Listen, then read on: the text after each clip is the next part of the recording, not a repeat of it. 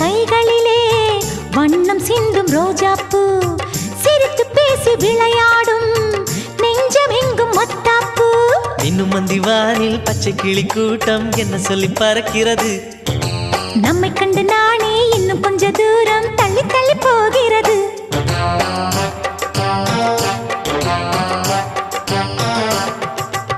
எங்களின் கதை கேட்டு